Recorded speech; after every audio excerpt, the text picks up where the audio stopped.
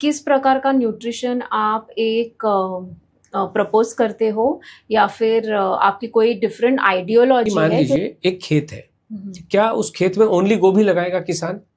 क्या लगाता है? दूसरी भी सब्जियां लगाता है। दूसरी भी लगाएगा। तो इसको ऐसे कह लें कि भाई उसने पत्ता गोभी भी लगाई है, फूल गोभी भी लगाई है, उसने पालक भी लगाया है, उसने गाजर भी और वही खेत है ना। कि मान लीजिए कितना भी बड़ा खेत हो, 1 किलोमीटर बाई 1 किलोमीटर का भी अगर खेत है, तो वो सारी चीजें उसमें लगाता है कि नहीं लगाता है? और ये जितने भी एक्सपर्ट बैठे हैं, ये क्या कह रहे हैं कि गोभी में अलग न्यूट्रिएंट है, कद्दू में अलग न्यूट्रिएंट है, लौकी में अलग न्यूट्रिएंट है, ऐसा बोलते हैं ना।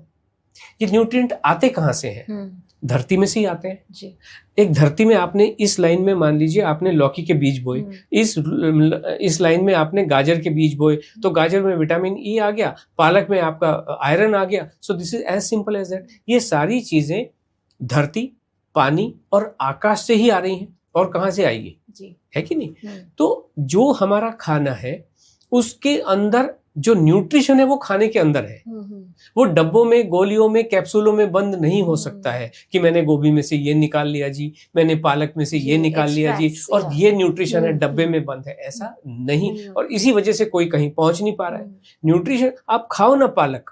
और इसी वजह से हम दीप्ति जी ये सबसे कहते हैं कि कोई भी चीज रिपीट नहीं करनी चाहिए। मतलब जितना आप वैरायटी जीवन में ला सकते हैं उतना लाना चाहिए। जैसे मान लीजिए आप फ्रूट खा रहे हैं, हर दिन फ्रूट खा रहे हैं, तो एक दिन मैंगो खाओ, एक दिन ग्रेप्स खाओ, एक दिन लीची खाओ, एक दिन व्हाटएवर जो डिफरेंट फ्रूट्स है वो खाने चाहिए, जिससे कि आपकी बॉडी को भरपूर न्यूट्रिशन मिलता रहे। कुछ लोग होते हैं जो एक्सपर्ट होते हैं, हमारे पास बहुत सारे लोग बात करते हैं कि 7 दिन तक मतलब सेम खाना खाना है। कि मान लीजिए राजमा चावल लेके बैठे तो ब्रेकफास्ट भी, लंच भी, डिनर भी 7 दिन तक राजमा चावल खिलाते हैं। ऐसे ऐसे लोग बैठे हैं जो जीवन में आपके बॉडी में न्यूट्रिशन घुसने नहीं देते हैं। तो इसी वजह से प्रॉब्लम है।